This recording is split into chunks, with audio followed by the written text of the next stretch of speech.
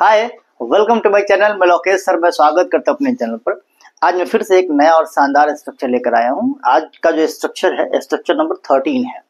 देखिए, जैसा कि आपको पता है कि पिछले स्ट्रक्चर्स में आप लोग जो पढ़े थे, मैंने उसके बारे में बताया था कि आप लोगों को जितने भी स्ट्रक्चर्स दिए जा रहे हैं उसको कॉपी में जरूर उतार के रखें। देखिए, बार बार तो वीडियो देखेंगे नहीं, लेकिन पढ़ते क्रम में जो कॉपी में लिखी हुई बातें रहती है उसको एक नजर देखना आसान रहता है। ठीक है, देखिए बात यह है कि ये जितने भी स्ट्रक्चर्स में दिए जाएंगे वे एडवांस इंग्लिश स्ट्रक्चर पे आधारित होंगे। सामान्यतः किताब में कम मिलते हैं। ये अपने सोच से बनाया गया स्ट्रक्चर होता है। ठीक है, चलते हैं। इसमें क्या है कि देखते हैं आज का जो स्ट्रक्चर इसमें है वह कहाँ कुछ कहता है। ऐसा हो सकता है राहुल कहाँ कुछ लिखता है, आप लोग कहाँ कुछ खाते हैं, वे लोग कहाँ कुछ पढ़ते हैं, मेरा भाई कहाँ कुछ सीखता है। ऐसे स्ट्रक्चर्स इसमें निश्चित रूप से होंगे। तो इसमें हम क्या करते हैं, सबसे पहले देख लेते हैं कि अगर ऐसा स्ट्रक्चर हो कि वह कहाँ कुछ सोचता है, राधा कहाँ कुछ बनाती है, हम लोग कहाँ कुछ देखते हैं, वे लोग कहाँ कुछ करते हैं, है ना। इसका मतलब ये हो सकता है कि वह कहाँ कुछ करता है, मतलब वह कहाँ कुछ सोचता है। इसका मतलब ये भी हो सकता है कि वो मुश्किल से सोचता है या वो सोचता ही नहीं है, ऐसा भी तो हो सकता है। इसको बनाने के लिए हम सामान्यतः देखिए, सब्जेक्ट हर वाक्य में हो सकता है, ठीक है।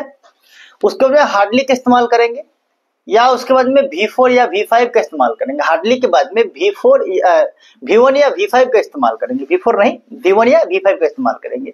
V1 या V5 होता है क्या, पहले देख लेते हैं। जैसे मान लिया जाए कि अगर हमने कहा ईट, तो ईट क्या है, V1 है, और ईट में एस लग जाए, इट्स क्या होगा, V5 हो जाएगा।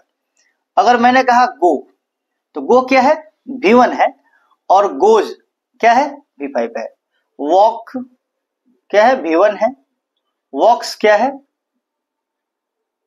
V5 है। ठीक है, मतलब क्रिया में यस यस लग जाए तो V5 हो जाता है, और क्रिया का जो मूल रूप होता है उसे V1 कहते हैं। ठीक है, वह कहाँ कुछ सोचता है। अगर ऐसा बनाना हो तो वह की अंग्रेजी क्या होगी, ही, और उसके बाद क्या लगा देंगे, हार्डली, ही हार्डली।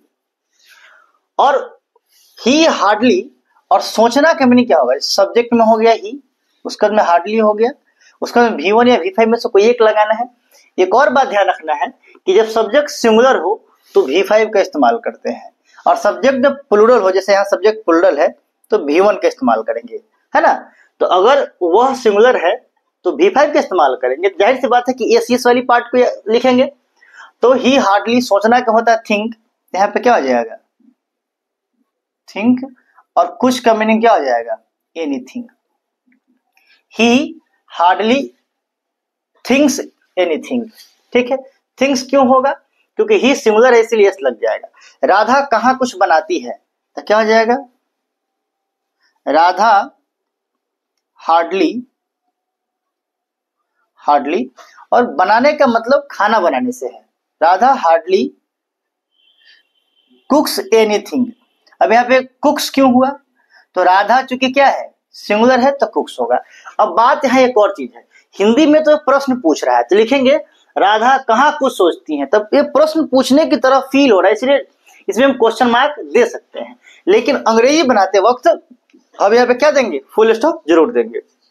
हम लोग कहाँ कुछ देखते हैं, तो हम लोग का मीनिंग क्या हो जाएगा, वी, क्या हो जाएगा यहाँ पे, हार्डली, और देखना का मीनिंग क्या हो जाएगा, लुक। यहाँ लुक्स क्यों नहीं होगा, इसलिए नहीं हुआ कि वी प्लूरल है, और प्लूरल के साथ क्या लगाएंगे, हम V1 का प्रयोग करेंगे। He hardly look anything, anything, full stop.